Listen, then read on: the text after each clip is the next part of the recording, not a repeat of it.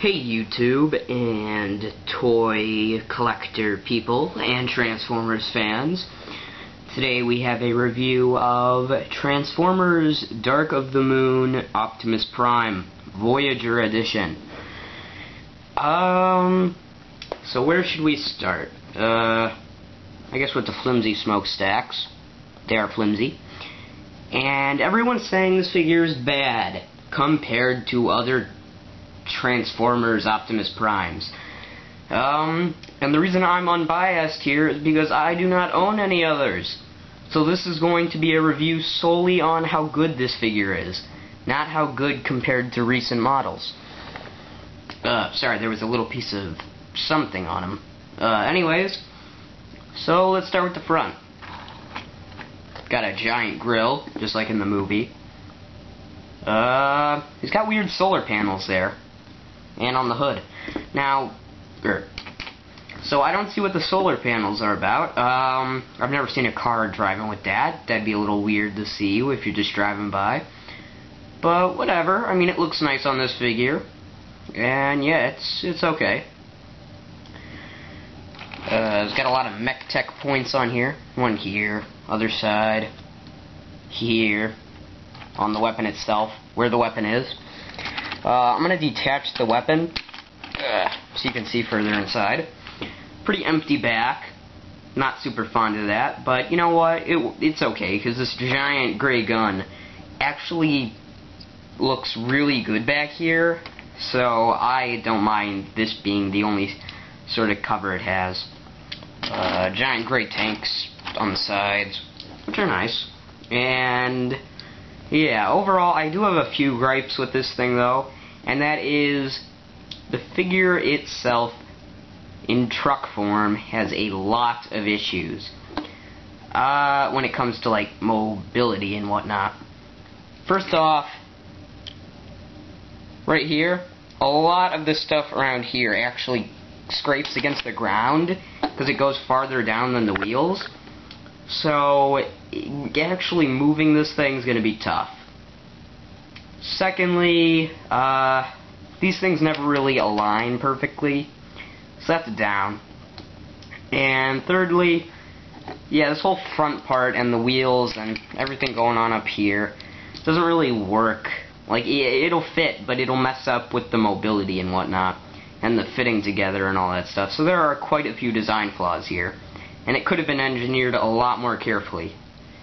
So yeah, I don't know what the people who made this toy were doing. Maybe they went for a coffee break, and someone accidentally sent this design model off to the toy manufacturer. But whatever. Yeah, it's still, yeah, it's on the fence. I mean, it is the average. It is the most average a figure can get. Nothing amazing, but nothing that bad. Now on to the mech tech weapon, and this will be short. It flips, it's huge, you can lock it, but I'm not going to. Mech tech. So yeah, that was the truck form, and the mech tech weapon. And now he's in robot mode. As you can see, I've totally skipped how to transform him, and the whole process, because in my last video, I found out that takes way too much time. So, here he is in robot mode, with his weapon. I've gotta say, I think the robot mode on this guy is a lot better than his vehicle mode. I don't feel that way about Bumblebee. I feel the opposite about the deluxe class Bumblebee, but yeah, this guy's robot mode is just a lot better engineered than his normal mode in his truck form. Yeah, the gun looks a lot better, the whole body works, and everyone says the chest is too small, like that this is way too small on him. I really disagree. I do not think it is too small at all. His giant legs are awesome. They've got lots of posability, every direction.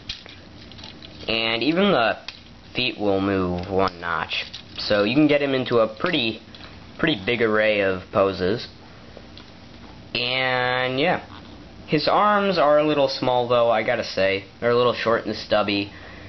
And I don't know what this stuff is. These giant weird... I mean, I know the tanks are on the truck, but I don't know what they're supposed to be here. Because they're definitely not part of his, like, jetpack thing. So, whatever.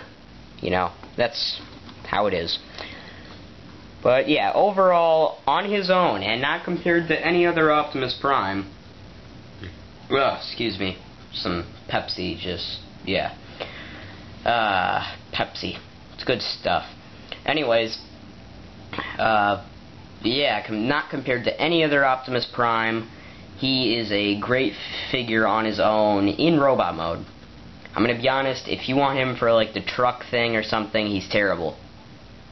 But, you know, for 20 bucks, he's not that bad overall. I mean, I don't recommend getting him, like, if you can only afford one figure, but if you can get one or two, then he should probably be your second. Because he's just... if you're only able to get one person, do not spend your money on him right away. But overall, he's still a nice addition to the Dark of the Moon line. And yeah, that's been my review of Transformers Dark of the Moon Optimus Prime. Thanks for watching. Be sure to comment, rate, and subscribe.